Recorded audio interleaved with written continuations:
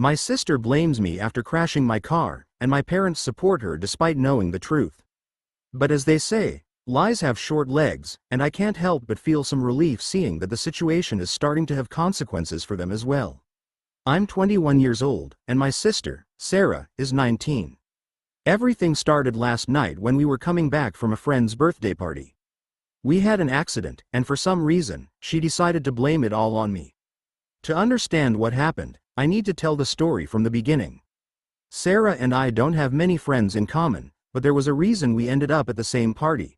She's in a kind of something with my friend's younger brother. I arrived early to help set things up, while Sarah showed up later with her almost boyfriend after the party had already started. We didn't talk much during the night. She was with him, and I was with my friends, having a carefree time.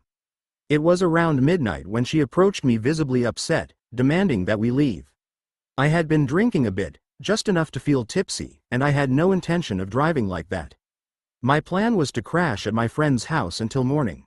But Sarah kept insisting over and over.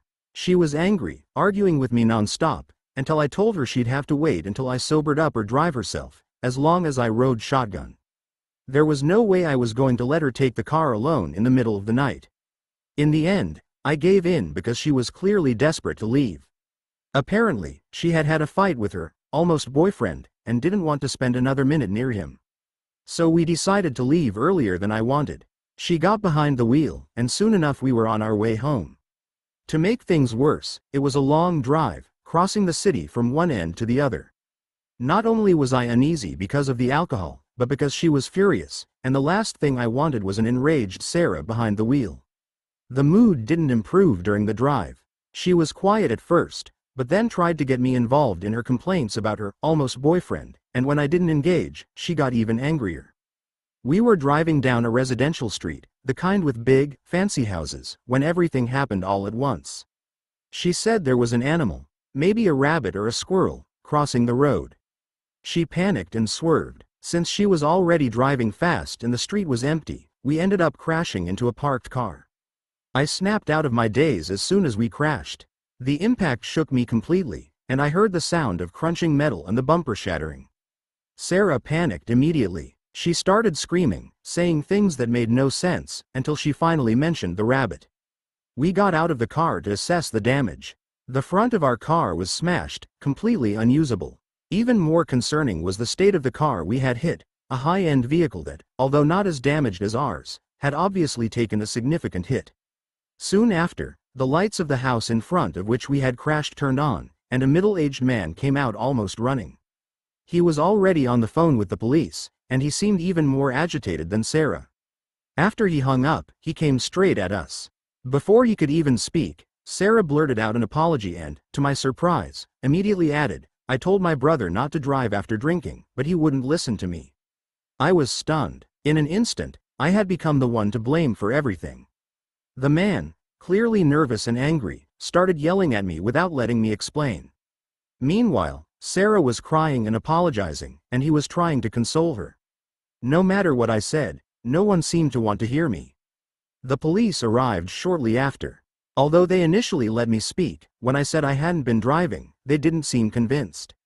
With the car being mine and both Sarah and the man insisting that I was the one driving, my story just didn't seem believable. They gave me a breathalyzer test, which I obviously failed, and took me to the station. I spent hours there, enduring a long and exhausting process. Meanwhile, Sarah was given a thermal blanket and a muscle relaxant. In the end, I got fined for driving under the influence, and my license was suspended. When my parents came to pick us up, they didn't say a word. My mother was hugging Sarah while my father looked at me with a fury I'd never seen before. When we got home, they just told me to go to my room. They stayed in the living room, comforting my poor little sister. I had no doubt that the only version of the story they knew was hers. I felt trapped, completely sober and still unable to process how I had ended up taking the blame for something I didn't do. Sarah had always been the favorite, but I never imagined she'd go this far to save herself. In the following days, things remained the same. My parents didn't seem interested in hearing my version, and I was left without my car and with my license suspended. However, to my surprise, a few days later, Sarah confessed the truth. That morning I went down to the kitchen and heard her telling my parents everything. She admitted that she panicked when the man came out of the house yelling, that she didn't want to get into trouble because she hadn't had her license for long, and that's why she blamed me. She also admitted that she didn't even think about the fact that I had been drinking, she just wanted to avoid trouble. My parents, to my surprise and frustration, praised her for being honest and telling the truth. But when I suggested that we should go to the police to clear things up and get my license back, they said no. According to them, as the older brother, it was my duty to protect Sarah. Even though she had lied to the police, I had to take responsibility. If you hadn't been drinking, she never would have had to drive, was all they said to me. They made it clear that Sarah had already learned her lesson by admitting the truth to them, and now it was my turn to be a man and face the consequences. I was speechless. Not only had they taken my car and my license, but now I also had to figure out how to get to work, while Sarah would use my parents' car to go to college. The situation was pushing me to the edge. I was the only one with a stable job at home, the only one who could keep the household afloat. But my parents seemed to completely ignore that fact, insisting that I take responsibility as if everything were my fault. The days became a hellish routine. I managed to get to work by carpooling with a coworker, taking buses and walking. All while Sarah continued her life as if nothing had happened. And then, to make matters worse, my parents decided to surprise her with a new car for her good grades. I came home one day, and there it was. A car with a big bow on the hood, and Sarah posing for pictures. I couldn't hold back. I asked what was going on, how they could give her a new car while I was still paying for something she had done. Their response was that I needed to be mature and stop making a big deal out of everything. That day, I left home. I didn't have a fixed place to go, but I just couldn't stay there any longer. I called my older brother, Matt, who came from another city to pick me up. I had never been so relieved to see someone. We talked for hours in the park where he found me. Matt couldn't believe what was happening, and he suggested something I hadn't even considered: checking if there were any cameras on the street where the accident had happened. It was a high-end residential area, so the chances were good. We went there that very night, and after knocking on a few doors, we found an elderly lady who had a security camera pointing right at the spot of the accident. When we explained what had happened, she was more than willing to help. She invited us in and called her son to review the footage. In the end, we got what we needed: clear video showing that Sarah was driving at the time of the accident. With the video in hand, Matt and I went to the police station. We handed over the evidence and filled out the necessary forms. It took hours and a lot of paperwork, but eventually, the process started moving forward.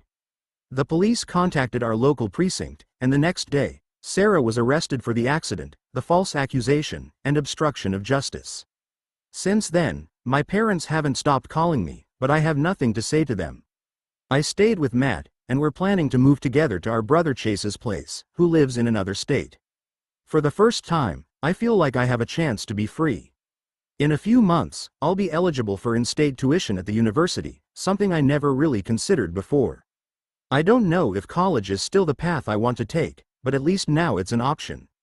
I'm finally away from my parents, away from the unfair responsibility they've always placed on me, and for the first time, I can think about myself and my future. It's been a few months since the accident, and I'm fully settled in with Chase. Life here is different, much calmer. I got a job at a small local company, which has allowed me to start saving for a new car. I've also started studying to get back into an academic routine before enrolling in college. I feel like a different person, without the constant burden of others' needs on my shoulders. As for my parents and Sarah, things haven't been easy for them. Sarah received a hefty fine and community service hours, and my parents have had to cover part of the accident costs. Our relationship is broken, and although I sometimes feel sad about it, I also know it was necessary. I couldn't keep living under their control, always sacrificing myself for others' mistakes. Now it's my time, and for the first time in a long while, I am free.